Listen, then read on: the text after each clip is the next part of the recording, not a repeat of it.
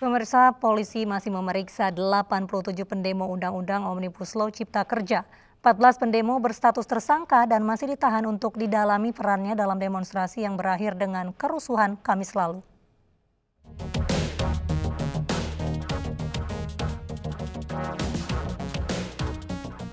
...87 demonstran Undang-Undang Omnibus Law Cipta Kerja di Jakarta diperiksa polisi.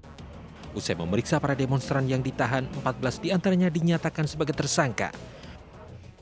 Polisi masih mendalami peran 14 tersangka dalam demo menolak Undang-Undang Omnibus Law Cipta Kerja yang berakhir dengan kerusuhan. Kalau untuk memukul tidak, Kak. Hanya merusak fasilitas saja. Minibus polisi.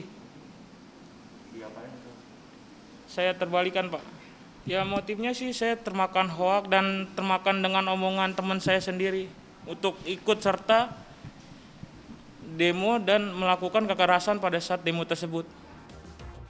Selain 14 pendemo yang ditahan, demonstran lainnya tidak ditahan, namun dikenakan wajib lapor karena beberapa di antaranya masih di bawah umur, serta ancaman hukuman di bawah 5 tahun.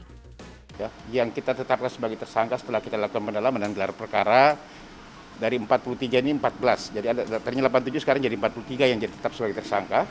Ya. 14 itu sudah kita lakukan penahanan, sisanya karena memang menyangkut masalah ancaman hukumannya yang dibawa dari 5 tahun atau rata-rata di 1 tahun 4 bulan. Ini kita kenakan wajib lapor kepada yang bersangkutan. Dalam demo penolakan Undang-Undang Omnibus Law Cipta Kerja di Jakarta Kamis 8 Oktober 2020, massa membakar fasilitas umum, mulai dari halte Transjakarta hingga pos polisi. Dalam demonstrasi yang diwarnai kerusuhan, para pendemo juga menyerang polisi. Dari Jakarta, tim liputan iNews melaporkan.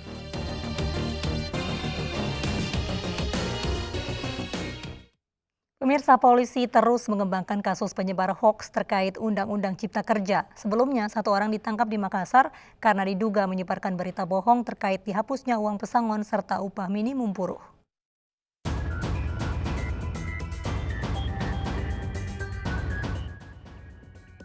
Polisi terus memburu para penyebar hoaks terkait isi Undang-Undang Cipta Kerja. Akibat hoaks yang beredar di media sosial, kericuhan sempat terjadi di sejumlah daerah saat demo penolakan Undang-Undang Cipta Kerja. Sebelumnya, polisi menangkap seorang perempuan di Makassar, Sulawesi Selatan yang diduga mengunggah konten hoaks terkait dengan isi Undang-Undang Cipta Kerja. Salah satu hoaks yang disebar adalah terkait dihapusnya uang pesangon serta upah minimum buruh.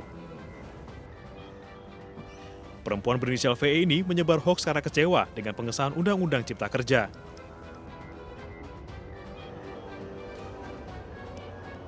Kemudian kita lakukan penyelidikan di sana dan kita menemukan adanya seorang perempuan ya yang melakukan diduga melakukan penyebaran yang tidak benar itu ada di Twitternya, itu Twitter @fidelyayang itu ya di sana. Pelaku mengunggah konten hoaks pada tanggal 8 Oktober lalu setelah Undang-Undang Cipta Kerja disahkan DPR. Tim Liputan iNews melaporkan. Dewan Pers mengutuk aksi kekerasan terhadap wartawan oleh oknum aparat keamanan saat meliput unjuk rasa tolak Undang-Undang Cipta Kerja. Polisi diminta memberikan penjelasan resmi atas dugaan perusakan dan kekerasan kepada insan media.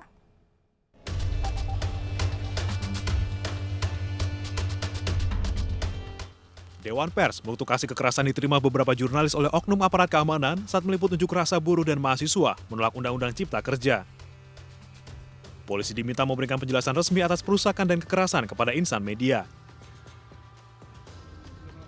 Dewan Pers juga meminta polisi segera melepaskan para wartawan jika ada yang masih ditahan, serta meminta setiap perusahaan pers yang karyawannya menjadi korban memastikan keselamatan karyawannya. Ada 4 wartawan yang menjadi korban kekerasan saat meliput aksi demo menolak Undang-Undang Cipta Kerja. Pasal 8 Undang-Undang Pers Nomor 40 Tahun 1999 menyebutkan, dalam melaksanakan profesinya, wartawan mendapatkan perlindungan hukum saat bertugas. Selain di Jakarta, 2 wartawan yang meliput aksi unjuk rasa menolak Undang-Undang Cipta Kerja di Tarakan juga menjadi korban penembakan air dari Polres Tarakan.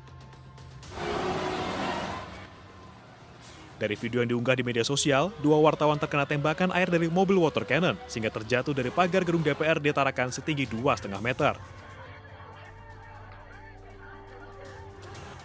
Akibatnya, reporter TVRI Arif Rusman dan Radar Tarakan Irfansyah terluka cukup serius. Bahkan kamera foto dan video yang dibekali dari kantornya rusak.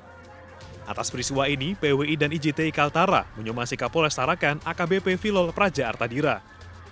Nanti insya Allah untuk biaya pengobatan dan sebagainya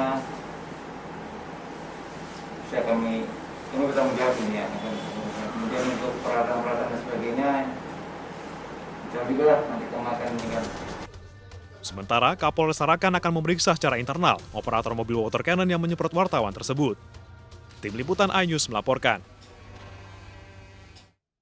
Demonstrasi Undang-Undang Cipta Kerja dikhawatirkan menjadi klaster baru kasus COVID-19 di tanah air.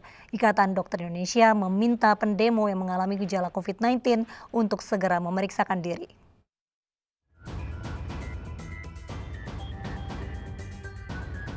Gelombang demonstrasi mahasiswa dan buruh yang menolak pengesahan Undang-Undang Cipta Kerja di sejumlah daerah berpotensi timbulkan klaster baru COVID-19.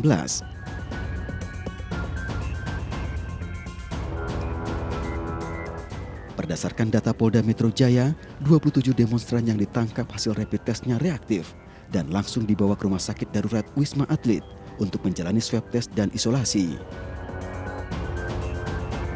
Ketua Tim Mitigasi PBID Adib Kumaidi, aksi massa sangat berpotensi timbulkan penularan COVID-19. Tidak hanya mengabaikan jarak fisik atau tidak melakukan physical distancing, tapi juga sebagian juga tidak menggunakan masker dengan baik gitu. Kemudian juga ditambah dengan aktivitas-aktivitas yang menyampaikan pendapat dengan seruan, nyanyian, teriakan dari beberapa peserta demonstrasi tersebut juga berpotensi mengeluarkan droplet yang akan bisa menularkan virus tersebut.